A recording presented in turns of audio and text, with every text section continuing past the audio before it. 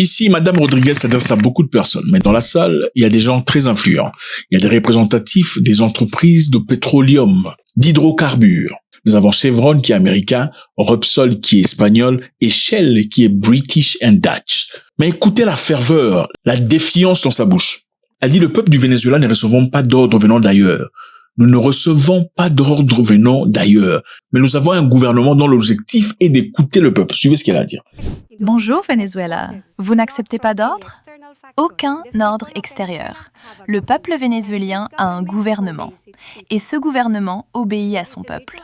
C'est la compréhension mutuelle et la réciprocité qui caractérisent la relation entre le peuple vénézuélien, ses autorités et ses institutions. Et je suis profondément heureux d'avoir l'honneur, en ces temps difficiles pour le Venezuela, de représenter tous les Vénézuéliens et Vénézuéliennes et d'obéir à la volonté du peuple vénézuélien. Nous n'avons aucun autre facteur extérieur auquel obéir, ni les dangers auxquels nous sommes confrontés. Quant aux critiques personnelles que j'ai reçues, je tiens à vous dire que j'en étais pleinement conscient lorsque j'ai prêté serment en tant que président par intérim. Immobilier. L'année dernière, l'investissement s'élevait à près de 900 millions. Ensuite, elle dit quelque chose de très intéressant ici. Écoutez, après s'être énervée, carrément, disant, nous ne serons pas dirigés par les Américains, ils vont pas dicter ce qui se passe chez nous. Elle dit, nous sommes quand même contents de l'investissement qui s'emmène à hauteur de 1,4 milliard de dollars. Nous sommes très contents et il y a 24 entreprises internationales qui arrivent ici. Suivez ce qu'elle a dit. Immobilier. L'année dernière, l'investissement s'élevait à près de 900 millions de dollars. Et pour cette année, un investissement de 1,4 milliard de dollars est estimé et prévu. Dans ces co-entreprises, nous avons 44 sociétés communes. Il en va de même. Ce sont des modèles en constante évolution qui convergent sans cesse vers un objectif commun. Je crois que c'est un excellent plan pour l'avenir de notre pays et aussi pour consolider et renforcer notre coopération énergétique internationale avec tous les pays qui souhaitent s'approvisionner chez nous grâce à des lois claires, une sécurité juridique et une réglementation adaptée aux pratiques internationales du secteur. Comme vous avez bien vu, elle a dit que c'était très positif pour le Venezuela. Contraste, n'est-ce pas, depuis Maduro et Chavez qui résistent farouchement à elle qui dit c'est positif pour le Venezuela. Continuons. Ensuite, ici, elle s'adresse aux travailleurs d'hydrocarbures. Et elle commence avec beaucoup de défiance, disant les États-Unis ne peuvent pas nous dire ce qu'on doit faire. Ils ne peuvent pas diriger, contrôler notre pays. Nous avons assez de recevoir des ordres venant de Washington. Il doit y avoir le respect. Elle dit la politique du Venezuela doit être gérée par le Venezuela. Les conflits internes restent internes, ça n'a rien à voir avec les États-Unis. Suivez ce qu'elle a à dire. Il est important d'ouvrir des espaces à la dissidence démocratique, mais que cette dissidence soit une véritable politique vénézuélienne. Assez de Washington qui dicte sa loi aux politiciens vénézuéliens. Assez de Washington qui, de Washington, dicte sa loi aux politiciens vénézuéliens. Laissons la politique vénézuélienne résoudre nos différends et conflits internes. Assez des puissances étrangères. Cette république a payé un prix exorbitant pour avoir dû affronter les conséquences du fascisme et de l'extrémisme dans notre pays. C'est maintenant un... Évidemment, comme vous voyez, elle est toujours très défiante, en train de pousser. Mais écoutez ce qu'elle a encore dit ici. Notre tour de nous transformer de pays possédant les plus grandes réserves de pétrole et de gaz au monde en une véritable puissance productrice de pétrole et de gaz. Et de ne plus avoir peur de l'agenda énergétique, ni des États-Unis, ni du reste du monde. Elle dit ce n'est pas les États-Unis ni les autres pays qui diront avec qui on peut dealer. Ce n'est pas les États-Unis ni les autres pays. Les autres pays, elle parle de qui? De l'Iran, la Chine et la Russie. Qui diront avec qui on va dealer? Donc, on va diversifier nos rapports avec qui on veut. Il y a quelque chose qui a changé ici, n'est-ce pas? Parce que le Venezuela, dans le passé, était ami à la Russie, la Chine et les autres. Soudainement, ce n'est pas les États-Unis qui vont dire, ni les autres, sans citer. Vous voyez un peu quand quelqu'un parle de toi sans dire ton nom. Nous, on va diversifier parce qu'on a le droit de le faire. C'est un message qu'on envoie à qui? D'après vous? C'est un message qu'on envoie aux États-Unis ou un message qu'on envoie à la Russie, l'Iran, la Chine, Cuba? Point d'interrogation. Le potentiel du secteur pétrolier et gazier est immense. Le pouvoir législatif, notamment, protège la loi fondamentale sur les hydrocarbures, créée par notre commandant Hugo Chavez. Elle préserve l'intégrité et la souveraineté de notre sous-sol, ainsi que les principes fondamentaux tels que l'énergie, la propriété et le contrôle de nos ressources. Ces ressources peuvent être exploitées pour la prospérité économique du Venezuela et le bien-être social de notre peuple. Écoutez, on va s'arrêter là, ok? Je veux citer ce qu'elle a dit en français, ok? Elle a dit, nous avons demandé le soutien du pouvoir législatif. Je vais répéter après. Afin que la loi organique sur les hydrocarbures créée par notre commandant Hugo Chavez puisse être mise en œuvre pour le bonheur économique du Venezuela et pour le bonheur social de nos peuples. Vous avez compris un peu ce qui s'est passé là. Je rentre un peu derrière.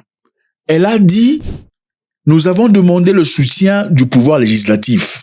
C'est quoi le pouvoir législatif? C'est ceux qui votent les lois. D'accord? Pour qu'ils fassent quoi? Pour que la loi organique des hydrocarbures, soulignez ça, la loi organique des hydrocarbures, créée par qui? Par notre commandant Hugo Chavez, ce monsieur ici, le résistant. Hugo Chavez a créé quoi? La loi organique d'hydrocarbures. Que elle veut quoi? Elle veut que le pouvoir législatif fasse ce qu'il a à faire pour que cette loi se balance, pour que le Venezuela ait un bonheur. Maintenant, essayons de voir qu'est-ce que cette loi dit. La loi de Chavez, que elle veut qu'on supprime momentanément ou qu'on abaisse. Qu'est-ce qu'elle a dit? La loi de Chavez donne une prépondérance à l'État, c'est-à-dire l'obligation de l'entreprise pétrolière gérée par l'État détiennent la majorité des participations dans toutes les co-entreprises et les explorations de production. C'est-à-dire que l'État détienne la majorité de ressources et d'argent et des revenus en cas de vente s'il y a une entreprise étrangère. C'est ce que Chavez avait dit. Numéro 2, Chavez avait changé les choses.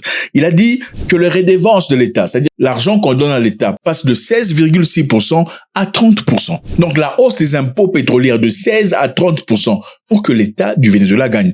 Numéro 3, la réorientation des revenus pétroliers vers un financement des missions sociales. C'est-à-dire quoi? Financer l'éducation, la santé, le logement, dans le cadre d'une révolution bolivarienne. Je répète, numéro 1, il s'agissait que l'État contrôle le pétrole. Numéro 2, qu'on paye des taxes à hauteur de 30%, depuis 16%. Numéro 3, qu'on pousse l'argent vers l'éducation, la santé, le logement. C'était ça que Chavez avait créé. Et on a appelé ça quoi? On a appelé ça la loi organique sur les hydrocarbures, après 2001. Alors, Madame Darcy Rodriguez demande à ce que le pouvoir législatif du Venezuela fasse ce qu'il a à faire afin que cette loi, c'est-à-dire adoucissent la loi, afin que cette loi produise à travers des investissements le bonheur économique du Venezuela et le bonheur social du peuple. Où est-ce qu'on va? Elle a commencé par Trump ne peut rien nous dire, Washington ne peut rien absolument nous dire, nous n'avons pas peur d'eux, on peut gérer nos histoires. Ensuite, elle dit, bon, écoute, on dit bienvenue à 1,4 milliard de dollars qu'on apporte en investissement, c'est merveilleux pour le Venezuela. Et ensuite, elle dit, il y a 24 entreprises qui sont là, qui co-entreprises, ils sont les bienvenus. Ça, c'est pendant qu'elle discutait avec les grandes entreprises du hydrocarbure.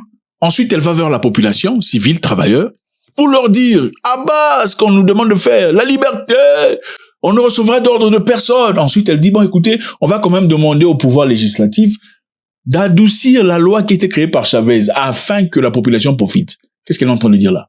En vous disant que vous allez profiter, on vous adoucit aussi en vous disant que acceptez ce qui arrive. L'introduction des entreprises étrangères qui avaient quitté beaucoup parmi eux depuis 1976. Vous voyez un peu, on joue à un jeu très intéressant. Elle dit d'abord, personne ne nous dira avec qui s'associer, ni les États-Unis, ni les autres. Quelque chose a changé ici, les amis. Maintenant, pour essayer de comprendre ce qui s'est passé, au Venezuela, en 1976, le gouvernement du Venezuela, géré par le président Carlos Andrés Pérez à l'époque, avait nationalisé ou nationalise l'hydrocarbure. C'est-à-dire tous les revenus de produits d'hydrocarbures étaient totalement gérés par le gouvernement. Et même s'il y avait un associé étranger, c'est le gouvernement qui avait la majorité des parts. L'objectif, évidemment, c'était pour pousser cet argent afin que le Venezuela se développe et que les gens en profitent. En 2001, Hugo Chavez pousse davantage afin que ça bénéficie vraiment aux Vénézuéliens, même si certaines personnes ne sont pas tout à fait d'accord par rapport à ça.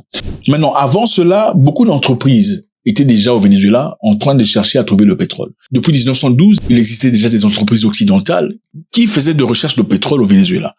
Ces entreprises ont trouvé qu'ils avaient dépensé beaucoup trop d'argent et de ressources et ont donné au Venezuela une idée sur comment ils peuvent s'enrichir. Maintenant, le Venezuela leur a tourné le dos. Et c'est l'une des raisons pour lesquelles ils sont toujours mécontents. Maintenant, quand ils ont quitté le pays, ont-ils été payés? Oui, ils ont été payés. Le gouvernement a fait de compensation à toutes ces entreprises qui ont investi dans le pays. Disons, vous avez investi, maintenant on ne veut plus. Prenez votre argent, partez l'argent que vous avez investi. Mais ils n'étaient pas contents, pas satisfaits. Pourquoi? Parce qu'ils avaient leur projection sur le futur. On va investir autant, on se projette à faire la centaine. Maintenant, vous me donnez seulement l'argent que j'ai investi. C'est moi qui perds.